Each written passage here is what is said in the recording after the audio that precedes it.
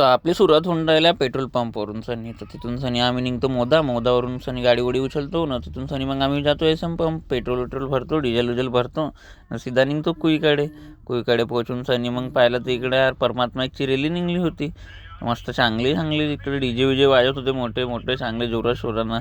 मग थोडंसं traffic clear होते तर मग मी निघून जातो तिथून सनी धीरे. तो पोलीसवाला म्हणते निघून जा म्हणते इथून. सनी म्हणते भाऊ म्हणते तू इथे थांबू नको म्हणते ना, तर भीड होईल म्हणते. तर मग तसा करून सनी उमरेडले पोहोचलो. साला तिथे पाहिलं तर गाडीचा डिझेल खतम. तर मी ना माझा दोस्त रोहित डबकी घेऊन सनी निघलो. 1000चा डिझेल आणलो ना मग टाकलो जुगाड करून सनी. काय तर गाडी वगैरे टाकून सनी मी निघलो सीधा खदानीकडे. तर खदानीमध्ये पोहोचून सनी आपली गाडी लावलो. मग लोडर बी आला गाडी भरले. मग तिथून सनी आम्ही गाडी भरून सनी मग पंपवर आलो. मग डिझेल भरलो. मग निघलो आमल्या मंजिलकडे.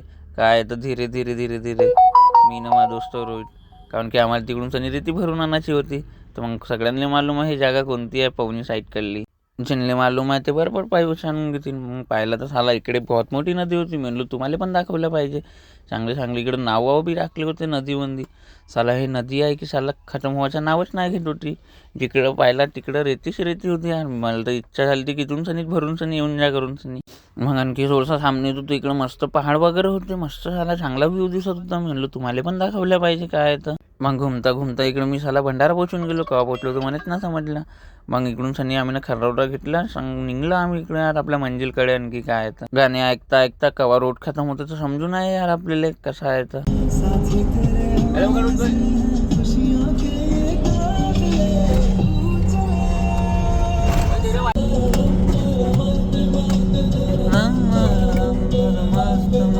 मग यार आम्ही पोहोचून जातो जिकडे खाली करायचा होता तिकडं.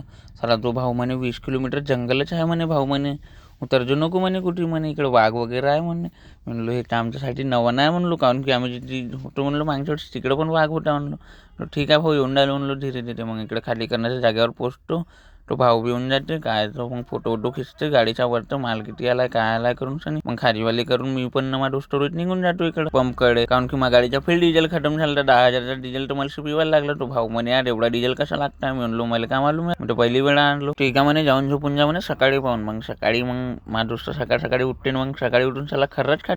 हाँ भाइयों, अब डर का माहौल ख़त्म करो। मैंने लेपर्ड भाई को अपने घर बुलाया था, हालचाल लिया हो या कैसे क्या आना हुआ, कितने लोग हैं। बोले 7-8 लोग आए हम लोग। बोले क्यों आए, तो बोले जंगल वंगल काट रहे थे, खाने होने को कुछ मिल रहा नहीं था बोले जंगल में, इसके लिए नागपुर शहर में उतरे थे।